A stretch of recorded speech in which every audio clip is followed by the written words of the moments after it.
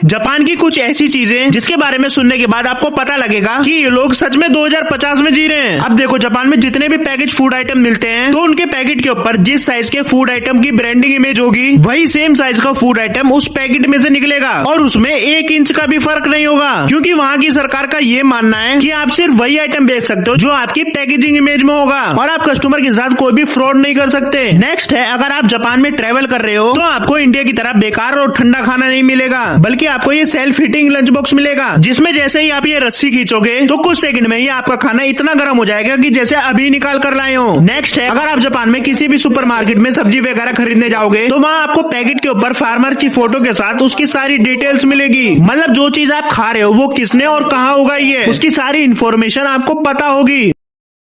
Japan की कुछ ऐसी चीजें जिसके बारे में सुनने के बाद आपको पता लगेगा कि ये लोग सच में 2050 में जी रहे हैं। अब देखो, जापान में जितने भी पैकेज फूड आइटम मिलते हैं तो उनके पैकेट के ऊपर जिस साइज के फूड आइटम की ब्रांडिंग इमेज होगी वही सेम साइज का फूड आइटम उस पैकेट में से निकलेगा और उसमें 1 इंच का भी फर्क नहीं होगा, क्योंकि वहाँ की सरकार का ये मानना है कि आप सिर्फ वही आइटम बेच सकते हो जो आपकी पैकेजिंग इमेज में होगा और आप कस्टमर के साथ कोई भी फ्रॉड नहीं कर सकते। नेक्स्ट है, अगर आप जापान में ट्रेवल कर रहे हो तो आपको इंडिया की तरह बेकार और ठंडा खाना नहीं मिलेगा, बल्कि आपको ये सेल्फ हीटिंग लंच बॉक्स मिलेगा जिसमें जैसे ही आप ये रस्सी खींचोगे तो कुछ सेकंड में ही आपका खाना इतना गर्म हो जाएगा कि जैसे अभी निकाल कर लाए हो। नेक्स्ट है, अगर आप जापान में किसी भी सुपरमार्केट में सब्जी वगैरह खरीदने जाओगे तो वहाँ आपको पैकेट के ऊपर फार्मर की फोटो के साथ उसकी सारी डिटेल्स मिलेगी, मतलब जो चीज आप खा रहे हो वो किसने और कहाँ उगाई है उसकी सारी इन्फॉर्मेशन आपको पता होगी।